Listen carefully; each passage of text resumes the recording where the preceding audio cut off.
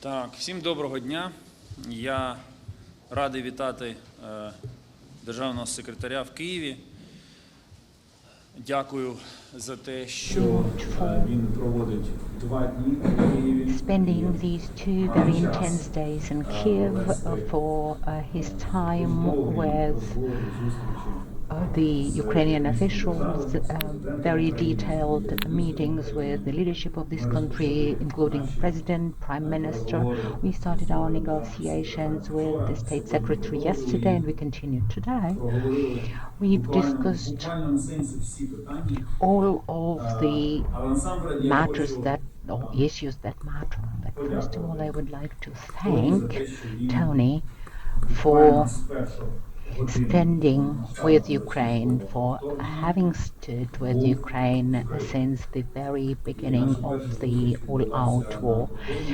We met at the Ukrainian-Polish border at the border crossing point, and since then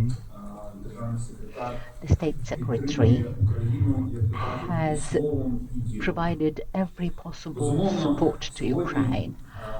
Of course, today that we've discussed almost all of the issues on our agenda. We focused on Kharkiv and Donetsk oblasts, the most challenging and taxing areas of our front line. And Tony's visit today is a signal of support to our defenders. The USA is standing by, the assistance is coming, and it will make our resilience and our standing up to the enemy more effective and stronger. This terror can be stopped only with force, with determination and agility of the entire coalition of our partners, chaired, of course, by the United States of America. And today, the message and the key issue that we've discussed together concerned not only the scope of the military assistance, including equipment and ammunition to be delivered to Ukraine, but also about the speed of this delivery. Speed now is a key factor. The armaments, the equipment and the ammunition should be coming as swiftly as possible to prevent aggressive plans of Ukraine, against the rest of Europe and Euro-Atlantic community. I am extremely thankful to the State Secretary for his untiring efforts to speed up the delivery of the military assistance to Ukraine. A separate topic of our discussion was the development of the military industrial base of Ukraine, and we also focused on investment in the military industrial base that will make Ukraine stronger and more independent when it comes to defense. I would also like to thank the USA for allocating additional funding for the congressional decision for adopting this package of assistance. And another topic that also takes a lot of our attention and time is the delivery to Ukraine of additional Patriot systems. We looked at the entire inventory that can be accessible, that can be brought to Ukraine, and the State Secretary is working with each of the respective countries, again putting in a lot of effort, and we appreciate that. You will remember that we urgently need 7 batteries, of which 2 batteries are necessary, and they were necessary yesterday, so that we could protect the city of Kharkiv and the entire region of Kharkiv. This is the focus of our attention and efforts. We have to make life of Kharkiv citizens safer, and we have to protect our positions against this offensive by the Russian troops. And we understand that there are available systems, and we are working together to make their delivery the speediest possible and the most effective. I'm glad that we are approaching to the achievement of this goal, but we should speed up this effort. We also discussed sanctions against the Russian Federation and the topic of the practical use of frozen Russian assets. And we here see eye to eye on the fact that the recovery of Ukraine should be funded by the aggressor. Russia should pay for the destruction and ruination that it has caused. And the US is also taking a lead in the G7, and I asked the State Secretary to continue pushing so that other members of G7 could go as far as the US in what concerns the confiscation, the seizing of Russian frozen assets. You know, there can be no meeting between the foreign ministers of the USA and Ukraine that would not focus on Ukraine's potential membership of NATO. Two very intense, very busy days. I appreciate that. Thank you very much, Tony, for them. This is a very powerful message to both our friends and our enemies. Thank you. Over to you. Well, Dmytro, thank you very much. And, you know, I remember very well standing with you just inside Ukraine next to the Polish border. And I think back to that. I think about the road that's been traveled since then. If you count that, I've been here 5 times since the Russian reinvasion, 4 times to Kyiv. Yesterday, I had a chance to speak about the work that we're doing, the steps the United States is taking to help ensure Ukraine's strategic success. We're working to ensure that Ukraine can deliver on the battlefield today as it continues to protect the country from Russian aggression, but also put itself in a position where it can deter and defend against future attacks, and fundamentally secure for the Ukrainian people the right to decide their own future.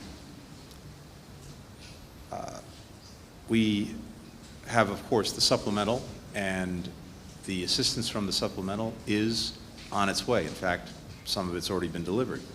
But today I want to add to that by announcing that we will provide an additional $2 billion in foreign military financing for Ukraine.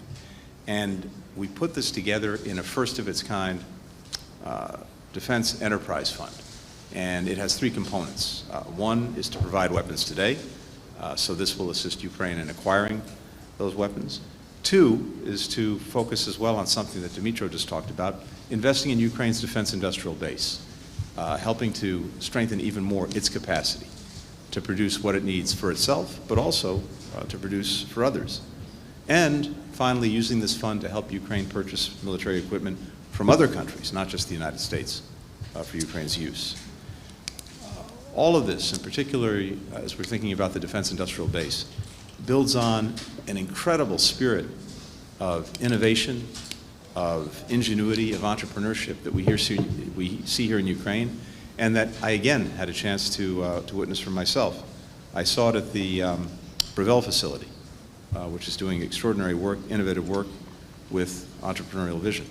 I saw it in the extraordinary work as well at the company producing world-leading prosthetics. And we saw it in the way that Ukraine has adapted to deal with the Russian onslaught against its agricultural enterprise, but the work that it's done to find ways around that and to continue to be a leading exporter of food and a breadbasket for the world. Of course, everyone's eyes are focused on the situation in the east and the northeast, in Kharkiv in particular. And so the newest support that I've just announced, but particularly the $60 billion supplemental, we know is coming at a critical time.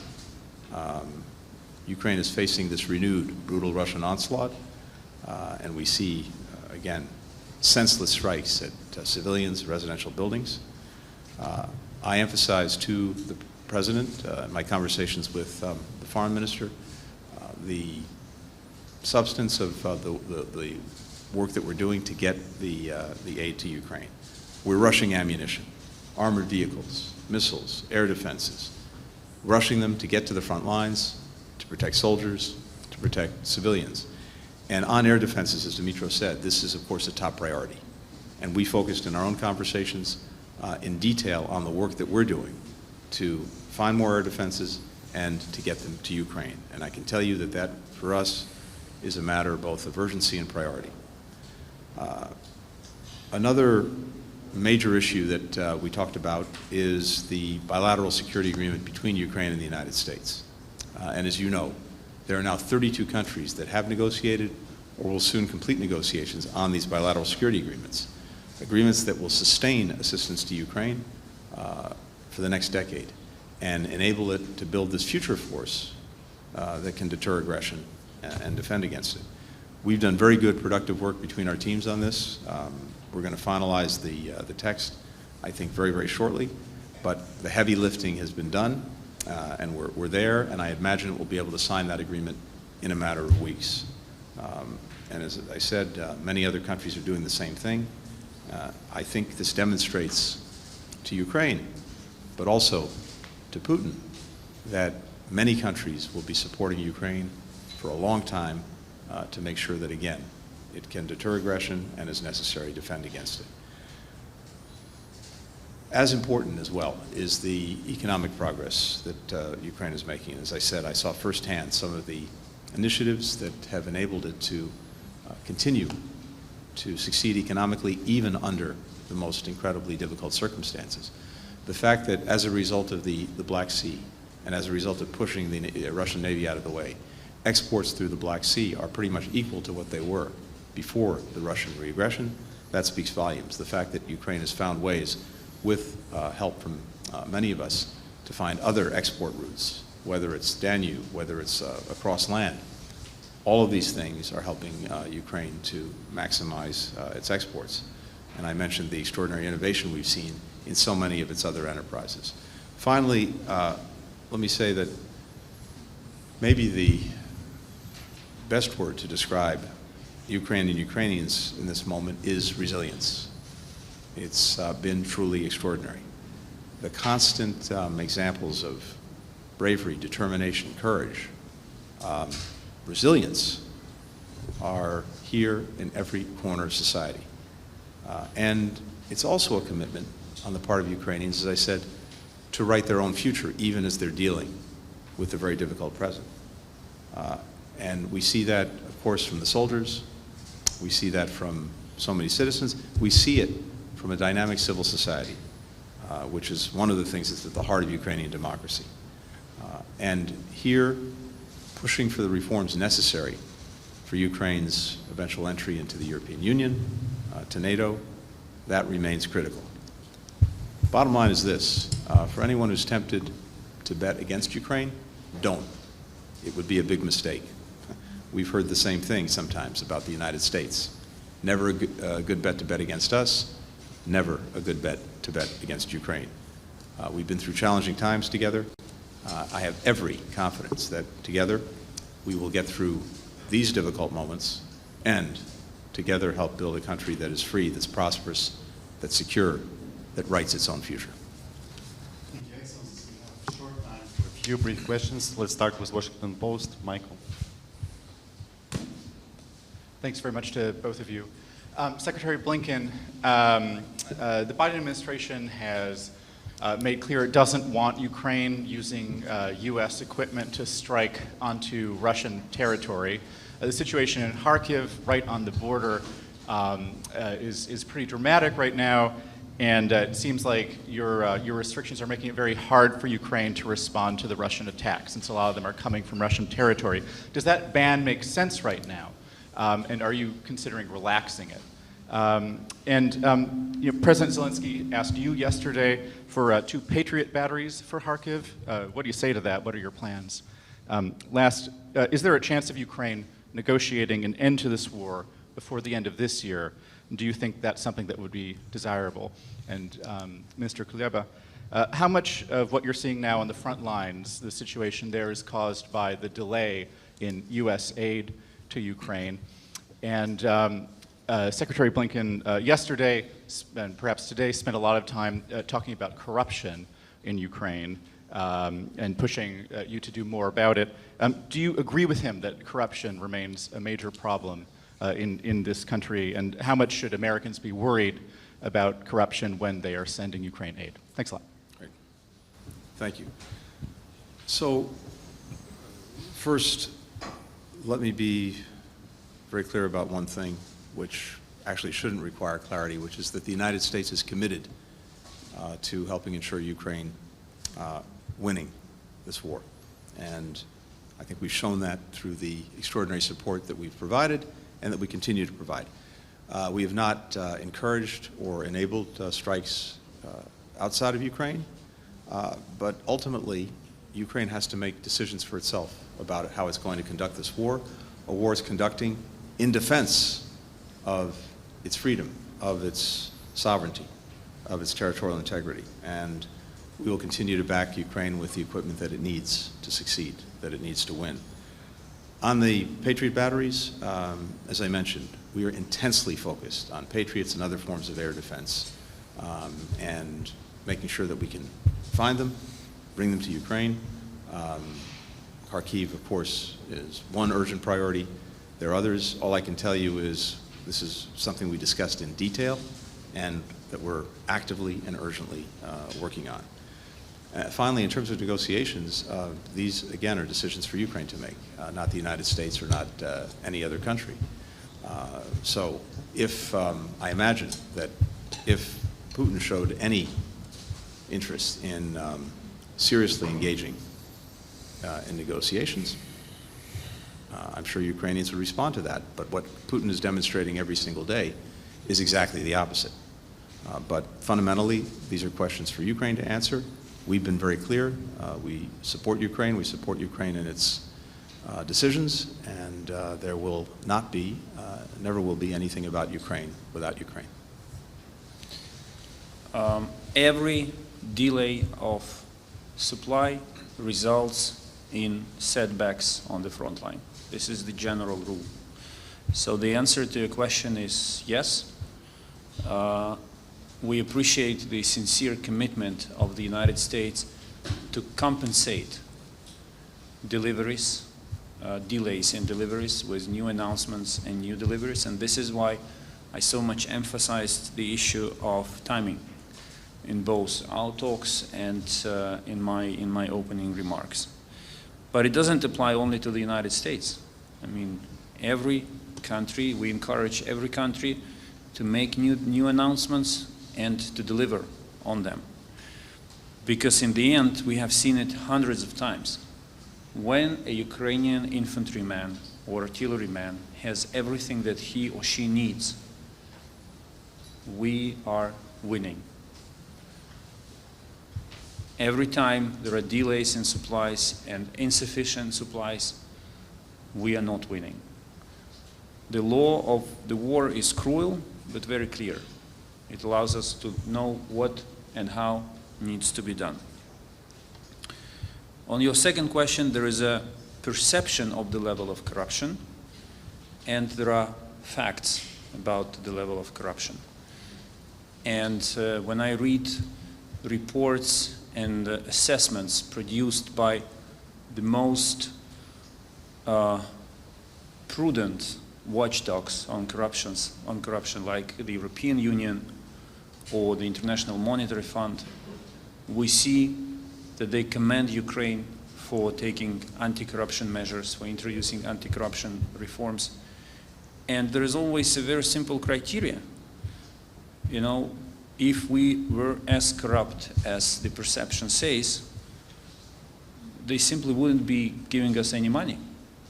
They wouldn't be opening accession talks with Ukraine to exceed the European Union, and the United States wouldn't have trust in Ukraine.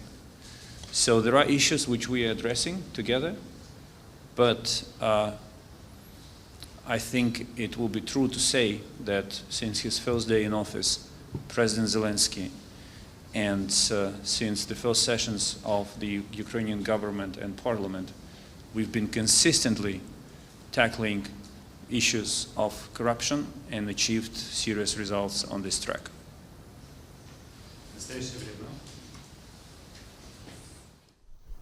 мене запитання до I've got question to the State Secretary, if I may. You said that the USA would not either ban or encourage the use of American armaments for hitting the Russian territory. Recently, David Cameron said that the UK would not object to using the UK armament to hit the territory of the Russian Federation. When will you be ready to follow suit? Thank you.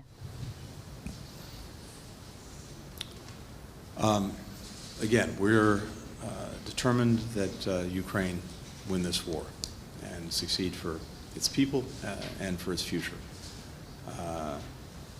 We've been clear about our own policy, but again, these are decisions that Ukraine has to make, Ukraine will make for itself, and we're committed to making sure that Ukraine has the equipment it needs to succeed on the battlefield.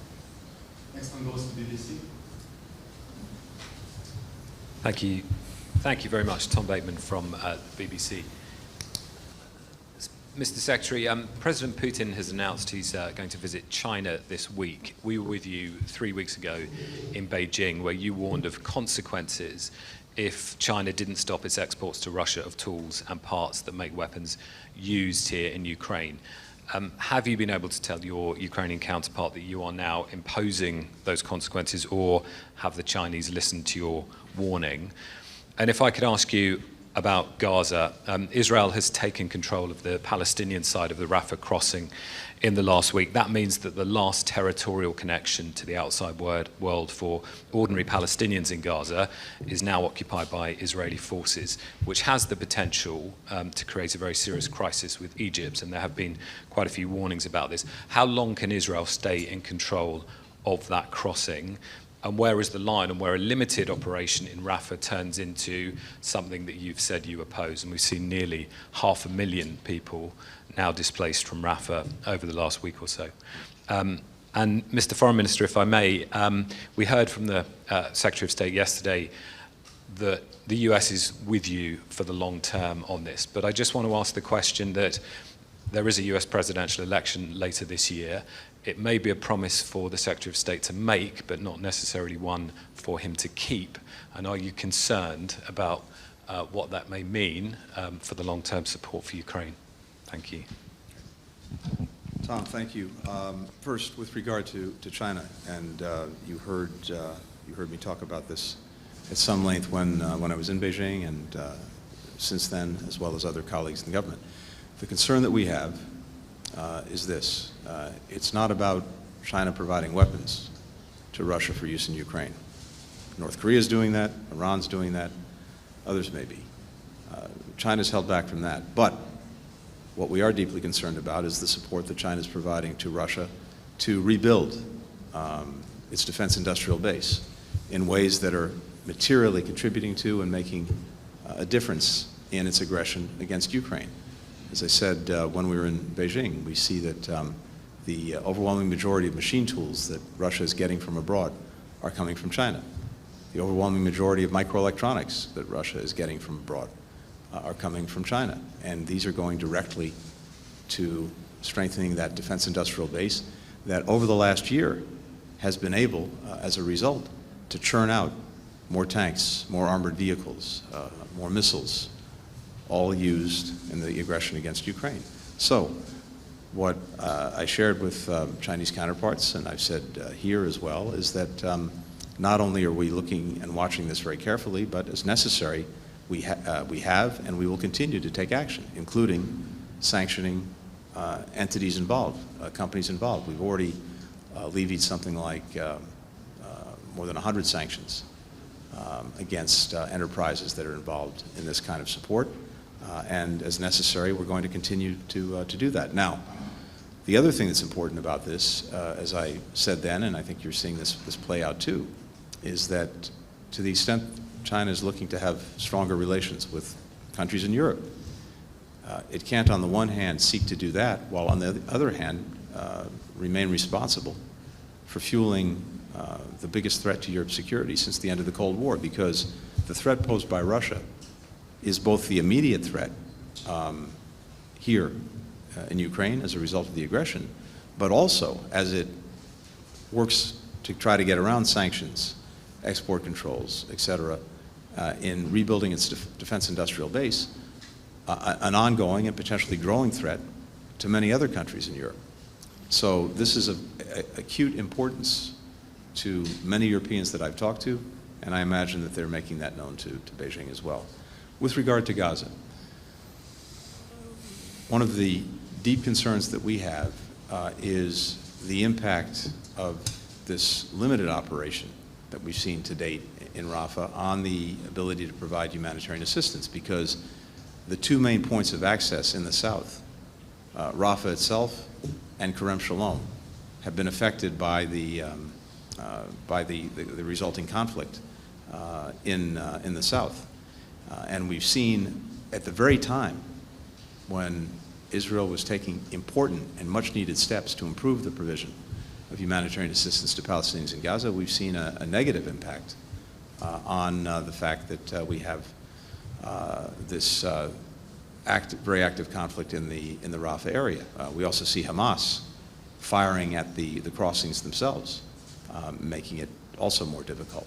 So in and of itself, we have this urgent problem of restoring the full operational capacity of Rafah and of Kerem Shalom to make sure that assistance gets in. Now, we're also seeing real progress in the north, where more is coming through, but what we don't want to see is a situation where we've basically reversed what's happened in recent months, where assistance was working its way through in the south, but very little was getting to the north, to have that reversed and have improvements in the north that are much needed and need to continue, but then to see steps backward in the south. More broadly, we've been very clear that when it comes to the future of Gaza, we do not support and will not support an Israeli reoccupation. We also, of course, do not support Hamas governance in Gaza. We know and have seen where that's led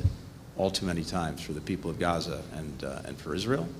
And we also can't have anarchy and a vacuum that's likely to be filled by chaos. That only underscores the imperative of having a clear, concrete plan for the day after the conflict in Gaza, in terms of governance, in terms of security, in terms of rebuilding Gaza for its people.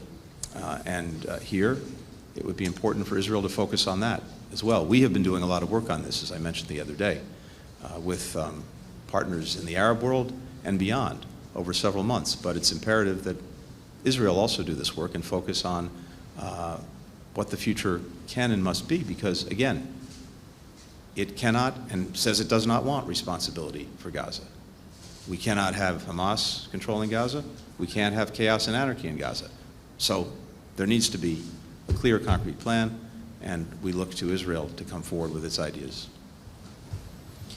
Well, first, Secretary Blinken always keeps his word, and I know that if he cannot promise something, it doesn't mean that he's not working on it. He just gives his promises when he is confident that that he can deliver, and I sincerely appreciate it.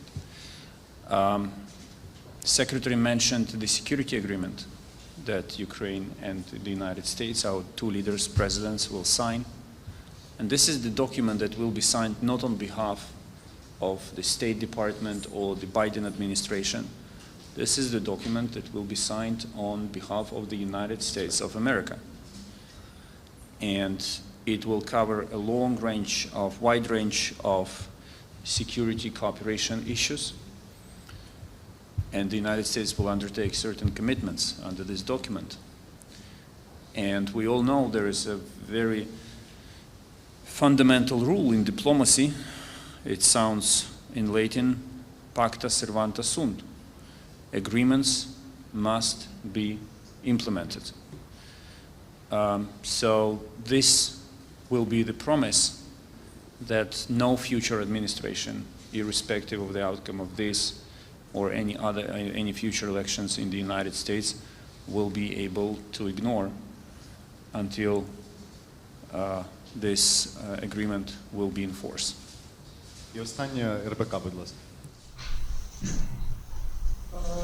Добрий день, пане міністр. Good afternoon, esteemed State Secretary, Minister, sir. We know that in mid-June there will be the peace summit. It will focus on Ukrainian peace formula. We'll see representatives of the USA and at what level. And the minister has mentioned that the security agreement will be signed by the leaders of the countries. Does it mean that very soon the two presidents are going to meet? And are there any plans on President Biden's part to visit Ukraine?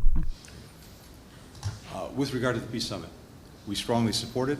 We want to make sure that it's a success, and we will be robustly represented there. I don't have any announcements to make on that, except to say we're working on it to make sure that we support this very important initiative and that it produces real results. And with regard to the two presidents meeting, I fully anticipate that they'll have the opportunity to do that in the weeks ahead, as Dmytro said. Among other things, we want to sign the bilateral security agreement that we're on the verge of concluding. Ми ніколи не розкриваємо For